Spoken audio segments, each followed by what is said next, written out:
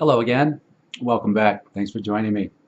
Today I'm going to read a little passage from the book Half Full, Your Perception Becomes Your Reality. And this is the very conclusion from the book. So it's a nice little summary. Think about this. Quantity can be quite misleading. For example, when we adopt a bigger is better paradigm, we risk living life as if there is never enough. We find ourselves always searching for more. Consciously and subconsciously, this translates into a lack mentality, which leaves us feeling unsatisfied soon after the honeymoon is over. We have temporary moments of pride and accomplishment, and then the ego kicks back in saying we need more. The grass is greener somewhere else.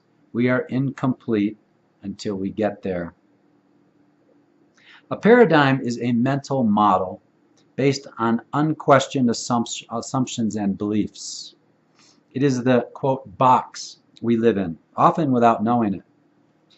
We hold paradigms to be true even when there is no factual data to back them up. We just believe it, trust it, and live our lives accordingly. We adopt certain habits, customs, patterns, and practices based on these mental programs. They exist at home and at work, virtually everywhere we go. We fight wars over them. We argue politics over them. We raise children with them.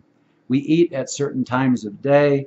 We eat food that is marketed as healthy and often is quite the opposite.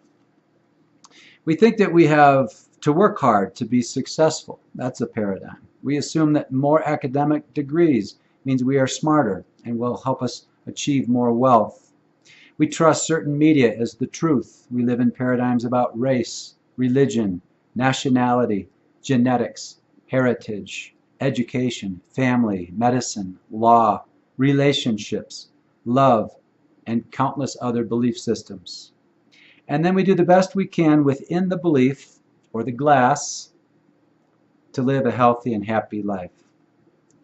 We live inside the glass, a paradigm itself, and assume that more is better, a paradigm within a paradigm. We are trained to think in terms of scarcity, and there is not enough for all, that in order to win, someone has to lose. That the survival of the fittest rules the game. We then seek ways to win within a perpetual win-lose system. We divide and conquer. We value competition over cooperation. We debate religion and politics as if one is right and the other is wrong. We add complexity to the system, to all of our systems, by being fearful and resistant. We find ways to fill the glass with more activity, more confusion, more barriers, and more defenses.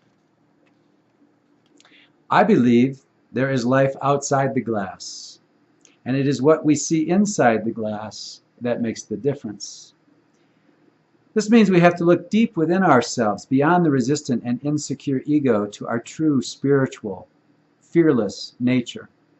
We have extraordinary capacity to create, explore, and innovate, but we hold ourselves back.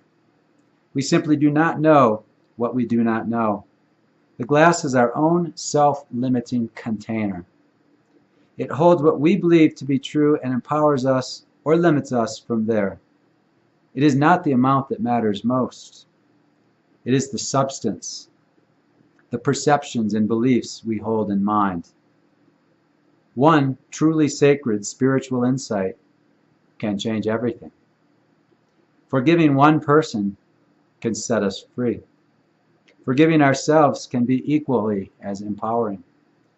Letting go of limiting beliefs and harmful habits can free up more time and space for life itself. There is wisdom in emptiness and release. It is where miracles reveal themselves.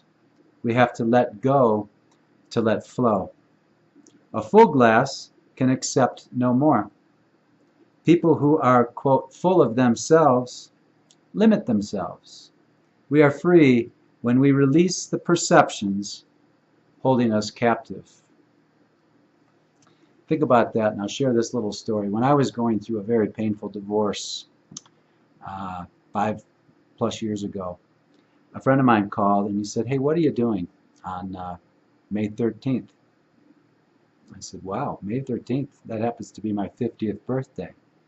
And he said, "How would you like to go meet with the Dalai Lama?"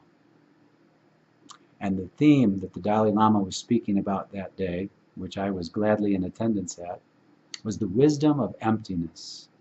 Letting go, emptying your bowl so that you can receive more of God's grace. Think about that. Let go to let flow. Empty your bowl and have faith in what's coming next.